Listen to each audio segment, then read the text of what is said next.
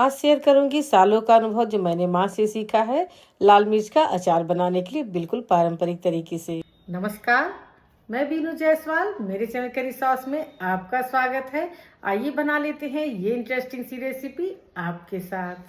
यहाँ पर मैंने 1 किलो लाल मिर्चियाँ ली हैं। ये बिल्कुल फ्रेश और देसी मिर्चियाँ हैं और स्प्रिंग के महीने में लगभग सभी मार्केट में और सभी जगह ये मिर्चियाँ बहुत आसानी से मिल जाती हैं।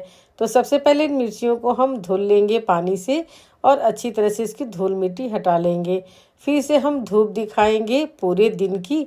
तो यहाँ पर हम इस तरह से एक बर्तन में इसे फैला लेते हैं और पूरे दिन की या फिर जब तक कि मिर्चियाँ थोड़ी मुलायम ना हो जाए, यानी मिर्चियों की ऊपरी सतह सॉफ्ट हो जाए, तो 2 दिन की धूप दिखाएंगे। यहाँ पर तब तक मसाला तैयार कर लेते हैं। तो यहाँ पर धनिया लिया है मैंने 200 ग्राम और ये धुली हुई साफ की हुई धनिया है। तो इसे हम लो टू मीडियम फ्लेम पर रोस्ट करेंगे। सारे मसालों का मेजरमेंट मैंने नीचे लिख दिया है, आप चाहे तो वहाँ से चेक कर सकते हैं। यहाँ पर 200 ग्राम मैं मोटी वाली सौंफ लूँगी और ये भी धुली हुई और साफ़ की हुई सौंफ है। इसे भी हम धनिया के साथ ही भून लेंगे, यानी धनिया और सौंफ दोनों बराबर बराबर मात्रा में रहेंगी और इनको लो टू मीडियम फ्लेम पर तब तक भुनेंगे जब तक एक अच्छी सी खुशबू ना आने लगे। मसाले कलर बदल दिए हैं, आप देख सकते हैं, और बहुत ही अच्छी सी खुशबू भी आ रही है। लो टू मीडियम फ्लेम पर ही भुनिएगा मसालों को, नहीं तो मसाले जल जाएंगे। फिर इसे भून करके हम एक बर्तन में इसे निकाल करके रखते हैं और मसालों को हम ठंडा करते हैं। अब यहाँ पर लो टू मीडियम फ्लेम पर 50 ग्राम अजवाइन को हम भूनेंगे। तो यहाँ पर आप देख सकते हैं अजवाइन बहुत अच्छी तरह से और बहुत जल्दी भुन जाता है। तो लो टू मीडियम फ्लेम रखेंगे, इस बात का बार बार ध्यान रखेंगे। और यहाँ पर अजवाइन भुन चुका है और इसे भी पलट लेंगे उसी मसालों के साथ, यानी धनिया के साथ। अब यहाँ 50 ग्राम हम जीरा लेंगे और इसे भी फटाफट से हम भून लेते हैं।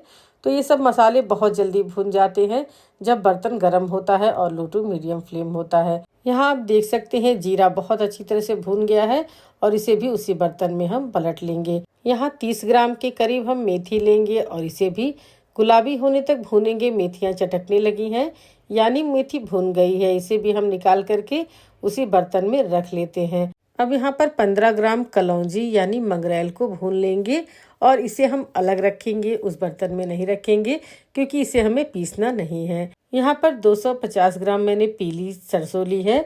आप चाहे तो आधा काली आधे पीली सरसों भी ले सकते हैं। इसको हम मसालों में मिक्स करेंगे क्योंकि मसाले हमारे ठंडे हो गए हैं। और एक बात का ध्यान रखना है कि सरसों को हमें नहीं भूनना है।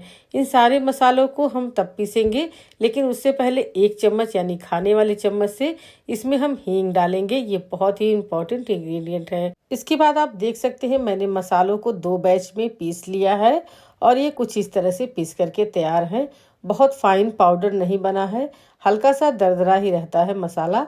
तो यहाँ पर आप देख सकते हैं कि किस तरह से ये पीसकर तैयार हुआ है। और इसमें अब हम कलौंजी या अजवाइन मिला देंगे और यहाँ पर हम खटाई पाउडर लेंगे। तो ये 100 ग्राम खटाई पाउडर है और इसे भी हम अच्छी तरह से इसमें मिक्स कर देंगे। अब यहाँ 250 ml का ये कप है और इससे हम 1 कप नमक डालेंगे, सफ़ेद वाला, ताकि मिर्चियों में ये नमक अच्छी तरह से प्रिजर्वेटिव का काम करेगा। और यहाँ पर मैंने आधा कप सरसों का तेल डाला है। उसके बाद अभी हम आधा कप और डालेंगे, लेकिन सबसे पहले इसे हम मिक्स करना शुरू करते हैं। यहाँ पर देखिए मसालों में तेल बहुत अच्छी तरह से मिक्स हो जाए। तो यहाँ पर मैंने आधा कप तेल और डाला है, यानी 250 ml के कप से 1 कप सरसों का तेल भी लगा है। हाथों से अच्छी तरह से रब करके मिला लेंगे ताकि खटाई, नमक, तेल और सारे मसाले एक साथ अच्छी तरह से मिक्स हो जाएं। और ये चटपटा सा मसाला तैयार हो गया। यहाँ पर मिर्चियाँ अच्छी तरह से सॉफ्ट हो गई हैं, आप देख सकते हैं। और इनकी डंडियों को हाथों से कुछ इस तरह से दबाएंगे तो ये डंडियाँ इस तरह से बाहर हो जाती हैं। मैं इसे चाकू से नहीं काटती ताकि मसाले बाहर ना गिरे, इस नाते से डंडियों को नेचुरल तरीके से निकालती हूँ। ये बहुत पुराना तरीका है, मेरी दादी और माँ इस तरह से ही डंडियों को निकाल करके मिर्चियों के बीजों को अलग कर लिया करती थी और फिर इसमें हम मसालों को भरेंगे। तो आज मैं उसी तरह से ही बताऊँगी आपको। ये देखिए मैंने यहाँ पे मिर्चियों में से बीजों को अलग कर लिया है, डंडियाँ भी अलग हो चुकी हैं। अब हम कैसे मसाला इसमें फिल करेंगे, उसके लिए सबसे पहले एक बोल लेंगे, उसमें मिर्चियों के बीजों को डालेंगे और फिर डालेंगे इसमें हम मसाले। तो ये चीज़ें हम थोड़ी थोड़ी मात्रा में करते जाएंगे जैसे हम मिर्चियों के बीजों को निकालते जाएंगे। तो यहाँ थोड़े से मसाले में मैंने थोड़ी मिर्चियों के बीजों को निकाल कर रख लिया है और मिक्स कर दिया। या आप चाहे तो मिर्चियों को बीच से चीरा लगाइए और कुछ इस तरह से मसालों को इसमें भर दीजिए। ये भी बहुत आसान तरीका है मिर्ची बनाने का। आप इस तरह से भी बना करके इसे तेल में डुबो करके रख सकते हैं और ये भी सालों साल तक खराब नहीं होंगे।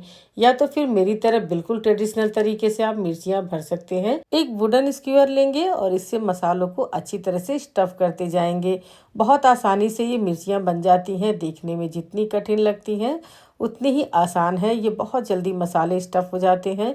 तो यहाँ पर आप देख सकते हैं कि मैंने इस तरह से फटाफट से मिर्चियों को स्टफ कर लिया है मसालों से और ये बिल्कुल पारंपरिक तरीके से मिर्ची का अचार बनकर तैयार होता है। यहाँ पर वर्किंग वुमेन्स के लिए हम मिर्ची का अचार कैसे बनाएंगे, उसके लिए आप मिर्चियों को बारीक बारीक कट कर लीजिए। आप इसे फूड प्रोसेसर में भी डालकर कट कर सकते हैं, मसाले सेम ही रहेंगे। और बारीक कटी हरी मिर्चियों में मसालों को अच्छी तरह से डाल देंगे ताकि मसालों से मिर्चियाँ कोट हो जाएं। उसके बाद इसमें सरसों का तेल डाल देंगे और इसे धूप दिखाइए और इसे कांच की बर्नी में भर कर रख लीजिए। सालों साल तक खराब नहीं होंगे और स्वाद में बिल्कुल भी फर्क नहीं आएगा। यहाँ पर सारी मिर्चियाँ मैंने स्टफ कर ली हैं और इसे 1 से 2 घंटे की हम धूप दिखाएंगे।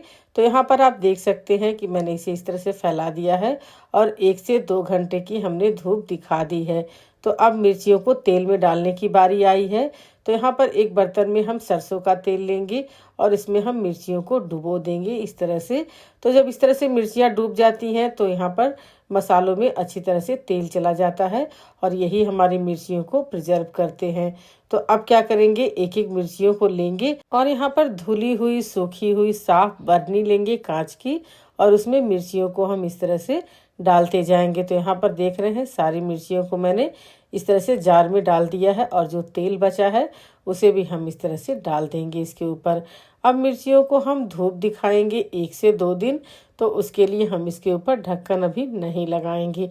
यहाँ पर एक सूती कपड़ा लेंगे और बर्नी के मुंह पर इस तरह से बांध देंगे और धूप में रखेंगे 2 से 3 दिन तक, क्योंकि इसके अंदर धूल मिट्टी भी ना जाए और जो भी मॉइस्चर है वो उड़ करके कपड़े के रास्ते बाहर हो जाए। इसलिए हम इसे कपड़ा से इस तरह से बांध देते हैं। तो इसे ढक्कन लगा के अब हम रख देंगे। 2 से 3 दिन हो गए हैं और रेसिपी जरूर बनाइएगा। कमेंट सेक्शन में जरूर बताइएगा कि कहाँ से देख रहे हैं और आपको मेरी रेसिपी कैसी लगी। रेसिपी पसंद आए तो चैनल को लाइक सब्सक्राइब जरूर करिएगा, बेल आइकन जरूर दबाइएगा। फिर मिलती हूँ इसी तरह की बहुत सारी इंटरेस्टिंग रेसिपी के साथ। नमस्कार।